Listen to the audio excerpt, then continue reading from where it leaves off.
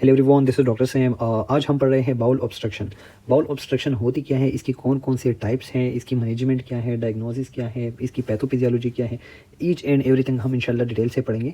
देखिए, bowl obstruction होती क्या है, it is actually the interruption of normal passage through the bowel. ठीक है, अब ये जो इंटरप्शन है ये दो वजूहात से मेनली हो सकती है। एक आपके पास है मैकेनिकल। ठीक है, मैकेनिकल में आपके पास कोई स्ट्रक्चर जो है रास्ते को बंद कर रहा है, यहाँ पे एक स्ट्रक्चर जो है यहाँ पे, ठीक है, ये नॉर्मल पैसेज जो है किसी भी जगह पे कोई स्ट्रक्चर। दूसरा जो है आपके पास है फंक्शनल ऑब्स्ट्रक्शन। फंक्शनल जो है ये जो नॉर्मल पेरिस्टालिसिस होती है, ठीक है, वॉल के अंदर जो फीकल मटेरियल को और गैसेस को इस तरफ लेके आता है, ठीक है, तो वो पेरिस्टालिसिस प्रॉपरली नहीं हो रही। You can say interruption in the peristalsis या इम्पेयरमेंट ऑफ पेरिस्टालिसिस।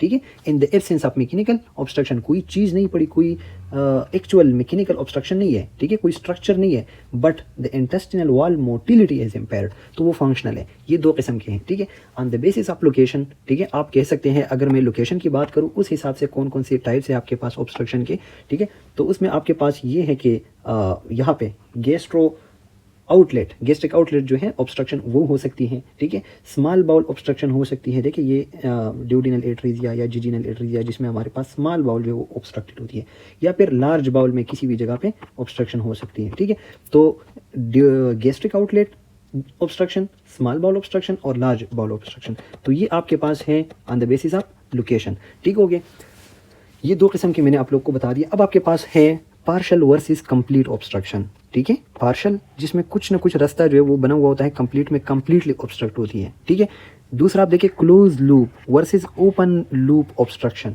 ये क्या होती है ये मैं आप लोग को बताऊंगा, और प्रॉक्सिमल और डिस्टल जो है वो क्या होती है। ठीक है, ये चीज़ इंशाल्लाह हम पढ़ेंगे। देखिए, ये तो इजी है, पार्शल और complete, this is very easy. ठीक है, पार्शल में ये कि गैसेस या थोड़ी बहुत फ्लूइड जो है वो पास हो सकते हैं। ठीक है, पार्शल में बंदा जो है गैसेस जो है वो पास कर सकता है। ठीक है, जबकि कंप्लीट ऑब्स्ट्रक्शन में ना तो गैस पास हो सकता है और ना स्टूल। ठीक हो गए, तो this is not something difficult, this is very easy. अच्छा जी, अब क्लोज लूप और ओपन लूप ये क्या होती है देखें। Okay, now let me tell you about the difference between close loop and open loop obstruction. Close loop and open loop, देखिए क्लोज लूप वो है जिसमें प्रॉक्सिमल और डिस्टल दोनों एंड जो है वो बंद होते हैं। ठीक है, ये देखिए सिंपली मैं आप लोग को समझा देता हूँ, ये प्रॉक्सिमल एंड है ये भी बंद होता है, और ये जो डिस्टल एंड है वो भी बंद होता है। ठीक है, दोनों अतराफ से, ऊपर और नीचे दोनों अतराफ से बंद होती है, उसको क्लोज लूप ऑब्स्ट्रक्शन कहते हैं। ठीक है, और इसकी वाज़ेह मिसाल जो है आप लोग के सामने ये है आप लोगों की वॉल्वुलस। वॉल्वुलस में इंटेस्टाइन्स जो है प्रॉक्सिमल और डिस्टल दोनों अतराफ से बंद होती है। देखिए, अगर ये प्रॉक्सिमल है, ठीक है, तो प्रॉक्सिमल ऐसे आगे कि यहाँ पे बंद हो जाता है। ठीक है, और अगर जो डिस्टल है उसके आगे ये जो डिस्टल जा रहा है, ठीक है, ये वाला, तो ये भी यहाँ पे बंद, ये ऐसे दोनों अतराफ से बंद है। ठीक है, यहाँ पे इस लोकेशन पे दोनों अतराफ से बंद है, प्रॉक्सिमल भी और डिस्टल भी। ठीक है, तो इसके अलावा हर्निया में भी आप लोग देख सकते हैं, ये जो इनकार्सरेटेड हर्निया होती हैं, जो ऑब्स्ट्रक्टेड हर्निया है, ठीक है, इसमें भी जो बाउल लूप देखें ये बाहर आई हुई हैं और ये ऐसे फिर जाती है, ये डिस्टल। ठीक हो गया, ये प्रॉक्सिमल है और ये फिर जाती है डिस्टल। ठीक हो गया, अब इनमें भी ऐसा है कि दोनों अतराफ से या वो बंद है। ठीक है, ये देखें दोनों अतराफ से जो है बंद हो गई है इन द वॉल, तो this is actually what we called close loop obstruction. ठीक है, जो ओपन लूप ऑब्स्ट्रक्शन है उसमें ऐसा बिल्कुल भी नहीं होता, उसमें एक तरफ जो है आपका बंद होता है, दूसरा जो है वो ओपन होता है, और क्लोज लूप ऑब्स्ट्रक्शंस जो है वो बहुत ज़्यादा डेंजरस होती है। ठीक है, ओके, तो क्लोज लूप में 2 पॉइंट्स ऑब्स्ट्रक्शन होती है। ठीक है, और जो वो होती है बहुत ज़्यादा इसमें ब्लड कंप्रोमाइज़ भी हो जाती है, नेट्स इमरजेंसी सर्जरीज की ज़रूरत होती है। ठीक है, अप्रॉक्सिमल डिस्टल तो आप लोग को पता है, that's not a big deal. Okay, now let's know about the pathophysiology of intestinal obstruction. देखिए, पैथोफिजियोलॉजी में जो की है हमारे पास वो है डिहाइड्रेशन।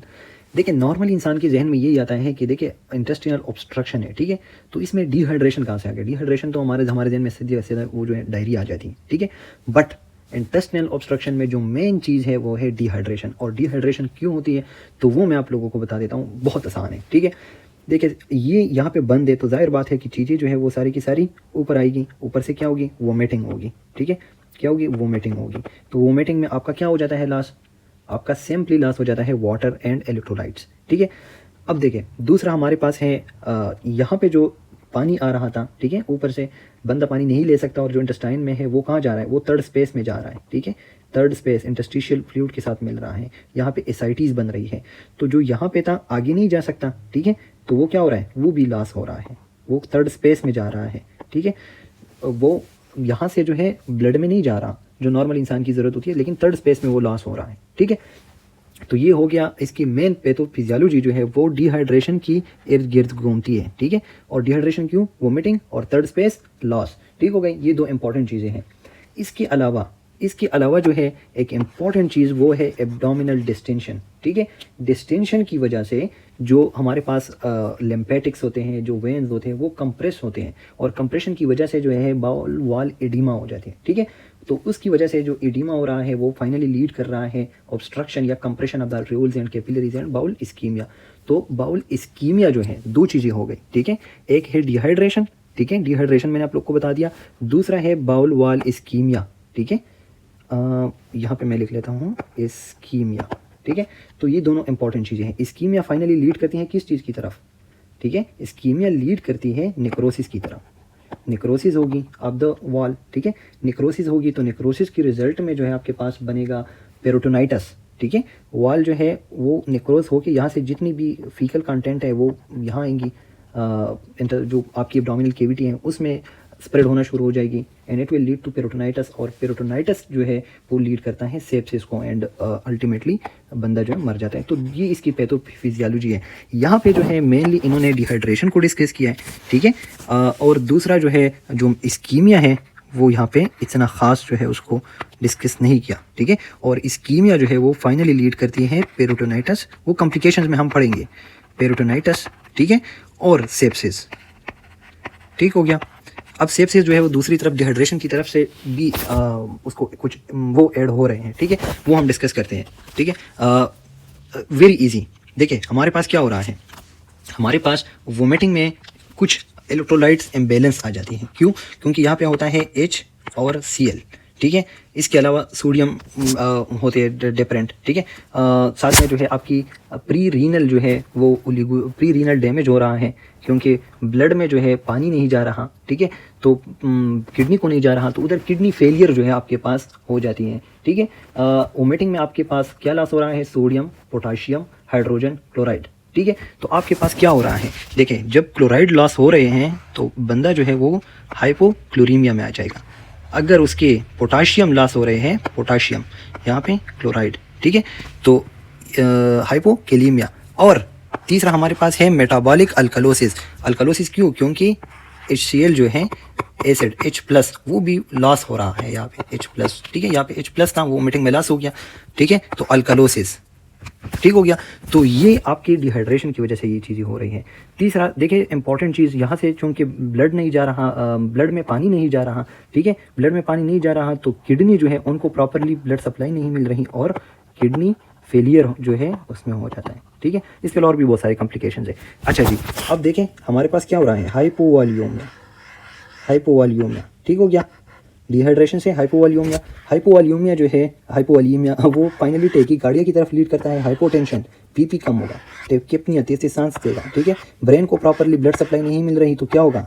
अल्टरमेंटल स्टेटस, किडनी को नहीं मिल रहा, ओलिगोयूरिया और किडनी फेलियर। तो जो हाइपोवॉल्यूमिया है उसके असरात आपकी पूरी की पूरी बॉडी जो है हर एक ऑर्गन पे हो रहे हैं। तो आप तमाम ऑर्गन्स जो है उनके टेस्ट करेंगे, उनको देखेंगे कि कहाँ पे मसला है, कहाँ पे नहीं है, ठीक है। सारी के सारे इलेक्ट्रोलाइट्स देंगे, ठीक है। फिर हम क्या करते हैं, हम पेशेंट को पानी देते हैं, ठीक है, मुंह से नहीं। ये बात इंपॉर्टेंट है, ये याद रखिए, क्योंकि मुंह से देंगे तो वही सारा मसला जो है थर्ड स्पेस लॉस और ये होगा। हम सीधा से सीधा IV लाइन पास कर देते हैं, पेशेंट को पानी देते हैं ताकि उसके सारे ऑर्गन्स जो है उनको पानी मिल सके, वो जो है ऑर्गन्स ख़राब ना हो, ठीक है। और बाकी जो है हम फिर मैनेज करते हैं, अगर इलेक्ट्रोलाइट इम्बैलेंस है हम इलेक्ट्रोलाइट भी साथ में देंगे ताकि इलेक्ट्रोलाइट भी प्रॉपर हो जाए। और फिर जो ऑब्स्ट्रक्शन जिस चीज़ की वजह से हुई है, ठीक है, अगर मैकेनिकल है तो उस लिहाज से करेंगे, पेरिस्टालिसिस में मसला है तो फिर वो इंशाल्लाह हम मैनेजमेंट में पढ़ेंगे। तो आपकी इसकी पैथोफिजियोलॉजी जो है वो बहुत इंपॉर्टेंट है कि आपको जो है ये सारी चीज़ें समझ आ जाए कि आप जब ट्रीटमेंट करते हैं तो आप किस चीज़ को ज़्यादा फोकस करते हैं, ठीक है। तो इट्स वेरी ईजी। हमारे पास पैथोफिजियोलॉजी में जो इंपॉर्टेंट चीज़ थी वो थी डिहाइड्रेशन, ठीक है। डिहाइड्रेशन क्यों हो रही थी? वोमिटिंग हो रही थी पेशेंट को, और थर्ड स्पेस लॉस, ठीक है। अब दूसरा जो था, मैंने पैथोफिजियोलॉजी में आप लोग को बता दिया कि ये वॉल जो है ये डिस्टेंड हो जाएंगे। ये जो इंटेस्टिनल वॉल है इसे, ये सपोज ये यहाँ पे ऑब्स्ट्रक्शन है, ये इतना जो है डिस्टेंड हो जाएंगे, यहाँ पर फीकल मटेरियल है, डिस्टेंड हो जाएंगे। तो यहाँ पे जो कैपिलरीज है, ठीक है, जो वेन्स है जो इस दीवार को सप्लाई कर रहे हैं, जो इंटेस्टिनल वॉल को सप्लाई कर रही है, वो क्या हो जाएंगे, वो कंप्रेस हो जाएंगे। कंप्रेस हो जाएंगे तो यहाँ पे ब्लड नहीं आएगा, ब्लड नहीं आएगा तो यहाँ पे परपोरेशन हो जाएगी, परपोरेशन से फिर सेप्सिस, पेरिटोनाइटिस, सेप्सिस उसमें चला जाएगा, ठीक है। तो दिस इज़ वेरी इजी। आप लोग ये 2-3 चीज़ें याद रखें कि डिहाइड्रेशन हो रही है, ठीक है, इस्कीमिया जो है, इस्कीमिया ऑफ द वॉल हो रही है, ठीक है, और इस्कीमिया से आपने पेशेंट को बचाना है क्योंकि दिस इज़ वेरी लीथल। आप लोग जो है डिहाइड्रेशन अगर पेशेंट को हुआ है तो आप ट्राई करें कि as soon as possible obstruction को आप रिलीव करें before it develop ischemia and peritonitis. जितना जल्दी हो सके you must overcome the obstruction, ठीक है, ताकि इस्कीमिया और पेरिटोनाइटिस में ना जाए। बस डिहाइड्रेशन की हद तक ठीक है, और बाकी जो कॉम्प्लिकेशन है उससे पहले पहले आप ऑब्स्ट्रक्शन जो है उसको क्या करें, उसको रिलीव करें, इसे ख़त्म करें, ताकि ये वाल जो है दोबारा से अपनी हालत में आ जाए, ठीक है। This is very easy, this is all about the pathophysiology. इसके बाद जो है हम इंशाल्लाह काजेस पढ़ेंगे, क्लिनिकल फीचर्स पढ़ेंगे, एंड दैट्स वेरी इजी अगर आपको पैथोफिजियोलॉजी की समझ आई है।